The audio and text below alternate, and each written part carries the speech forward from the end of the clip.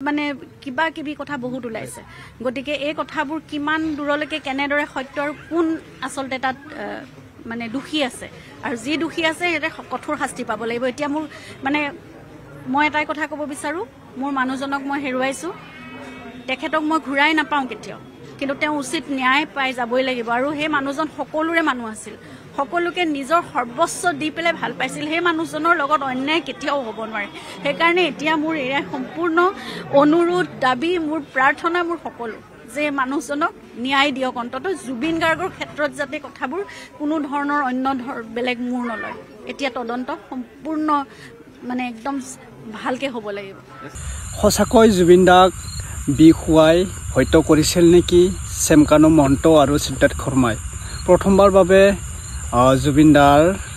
পত্নী গৰিমা গাৰ মুখ খুলিলে তোমালোকে ভিডিঅ'টো চাই ল'ব এতিয়া নিউজত কোৱা আছে জাষ্ট নাও নিউজত গৰিমা গাৰ এটা সম্পূৰ্ণকৈ ভালকৈ এটা কথা কৈ দিলে বা জুবিনক যদি মৃত্যু কৰা হ'ল এইটো যদি মৃত্যু কৰাই ফালে ন্যায় যদি নাপাওঁ জুবিন দাই কেতিয়াও এনেকুৱা মাফ নকৰিব আমাৰ ৰাইজৰ ৰজাসকলক বা জুবিনৰ আত্মা চাই আছে আমাক লৈ এতিয়া জুবিন গাৰ্গৰ ৱাইফ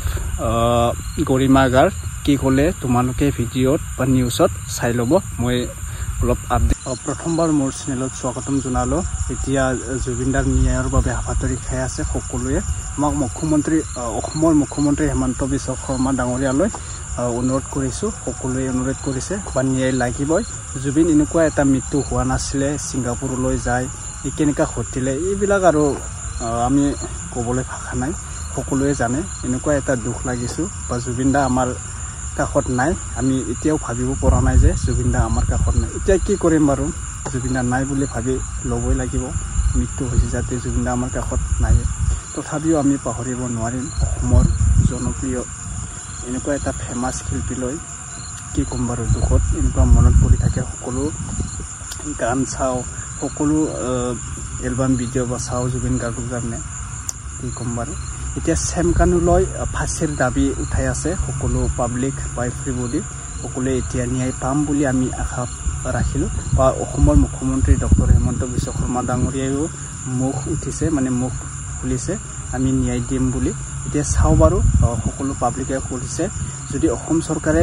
যিকোনো এটা কৰিব নোৱাৰে পাব্লিকক এৰি দিলে ভাল হ'ব এনেকুৱা এটা কথা কোৱা আছে এতিয়া পাব্লিকেতো ফাঁচীৰ দাবী উঠাই আছে এতিয়া কি হয় আমি চাই লওঁ বাৰু দুদিনমান থাকি এনে ওকে তোমালোকে ভিডিঅ'টো এতিয়া চাই ল'ব মই আচলতে কথাটো এইটোৱে চিন্তা কৰিলোঁ আমি আৰু মই পৰামৰ্শও ল'লোঁ যে যিহেতু এতিয়া তদন্ত কাৰ্য চলি আছে গতিকে এইখিনি কথা ৰাজহুৱা কৰিলে কিবা তদন্তত মানে এফেক্ট হ'ব পাৰে নেকি বা তেনেকুৱা ধৰণৰ কথাবোৰ ভাবি মই নিজেও প্ৰতিবেদনখন গ্ৰহণ নকৰিলোঁ মোৰ ব্যক্তিগত সম্পত্তি বুলি মই ভবা নাই যিহেতু তদন্ত কাৰ্য চলি আছে আৰু আইন ব্যৱস্থাত মই সম্পূৰ্ণ আস্থা ৰাখি আগবাঢ়ি আছোঁ যি সহযোগিতা লাগে যেতিয়াই লাগে মই আগবঢ়াইছোঁ মই যিকোনো সময়ত উপস্থিত য'তেই হ'ব লাগে তাতে আছোঁ গতিকে মই সেই যিটো ৰিপৰ্ট সেই ৰিপৰ্টটো মই তদন্তকাৰী বিষয়াৰ হাততে উভতাই পঠিয়াইছোঁ সেয়া তেওঁলোকৰ হাততেই থাকক আৰু তেওঁলোকে তাৰ উচিত বিচাৰ কৰিব সেয়া মোৰ সম্পূৰ্ণ বিশ্বাস আছে আৰু অতি শীঘ্ৰে আমি লাহে লাহে ভালকৈ আগবাঢ়িছে বুলি আমি বিশ্বাস কৰিছোঁ আৰু অতি শীঘ্ৰেই তাৰ ফলাফলসমূহ আমি ভালকৈ পাম বুলি আশা কৰিছোঁ গতিকে সেয়া আদালতৰ ওচৰতে হওক বা তদন্তকাৰী বিষয়াৰ ওচৰতে থাকক এতিয়া মই ব্যক্তিগত সম্পত্তি হিচাপে মই ভবা নাই আৰু সেইখিনি তদন্ত ভালকৈ হওক এতিয়া আমাক সেইটোৱে কথা যে কি হৈছিলে এই কথাটো আমাক অতি শীঘ্ৰেই লাগে আৰু একদম জোৰদাৰ তদন্ত হওক পানী নসৰকাকৈ হওক আৰু প্ৰতিটো কথা আমি জানিব লাগিব এতিয়া বহুত মানে কিবা কিবি কথা বহুত ওলাইছে গতিকে এই কথাবোৰ কিমান দূৰলৈকে কেনেদৰে সত্যৰ কোন আচলতে তাত মানে দুখী আছে আৰু যি দুখী আছে এটা কঠোৰ শাস্তি পাব লাগিব এতিয়া মোৰ মানে মই এটাই কথা ক'ব বিচাৰোঁ মোৰ মানুহজনক মই হেৰুৱাইছোঁ তেখেতক মই ঘূৰাই নাপাওঁ কেতিয়াও কিন্তু তেওঁ উচিত ন্যায় পাই যাবই লাগিব আৰু সেই মানুহজন সকলোৰে মানুহ আছিল সকলোকে নিজৰ সৰ্বস্ব দি পেলাই ভাল পাইছিল সেই মানুহজনৰ লগত অন্যায় কেতিয়াও হ'ব নোৱাৰে সেইকাৰণে এতিয়া মোৰ এয়া সম্পূৰ্ণ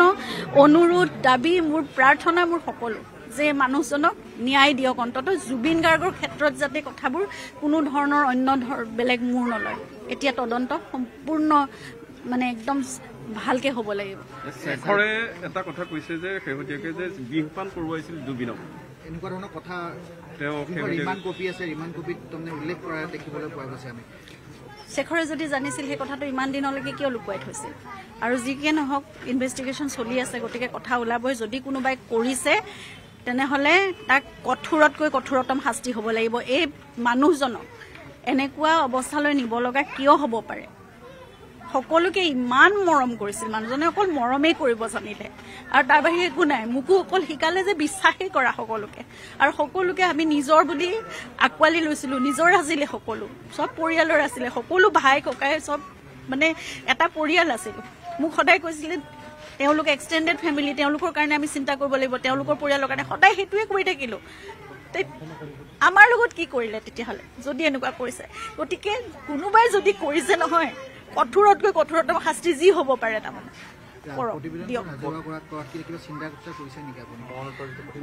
মই সেয়া মই ইতিমধ্যে উল্লেখ কৰিছোঁ যে ইনভেষ্টিগেশ্যন যিহেতু চলি আছে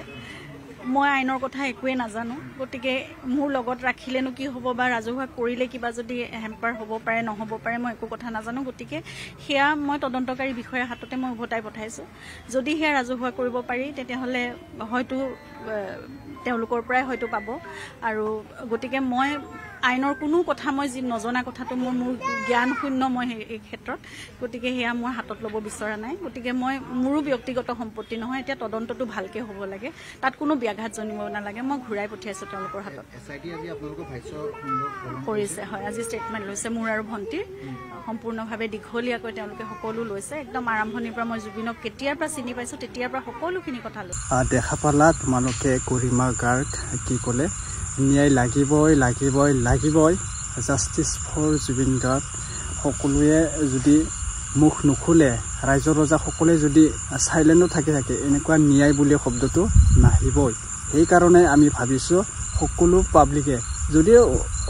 অসম চৰকাৰে বা মুখ্যমন্ত্ৰী ডক্টৰ হিমন্ত বিশ্ব শৰ্মাই যদি এইবিলাক কামটো কৰিব নোৱাৰে আমি 2026ত বিজেপিক ইলেকশ্যনত মানে ভোট নিদিবলৈ সকলো কথাষাৰ শ্বেয়াৰ হৈ আছে অলৰেডি লাইফত আহি অসমৰ মুখ্যমন্ত্ৰী হিমন্ত বিশ্ব শৰ্মাই ক'লে যে সঁচা কথা এইটো যদি মই ন্যায় দিব নোৱাৰিম মই 2026ত তোমালোকে মোক ভোট নিদিব এনেকুৱা এটা কথা কোৱা আছে চাওঁ বাৰু আমি ন্যায় পাম নে নাই জুবিন দাৰ ন্যায় পাবলৈ লাগিব এনেকুৱা এটা বহুত সকলোৱে চিঞৰি আছে আৰু ময়ো চিঞৰি আছোঁ যে জুবিন দাক ন্যায় লাগিবই justice for Zubeen Garg thank you এতিয়ালৈকে ধন্যবাদ যাচিছোঁ ভিডিঅ'টো সম্পূৰ্ণকৈ চোৱাৰ বাবে অ'কে এতিয়া ৱেইট কৰি থাকিম ন্যায়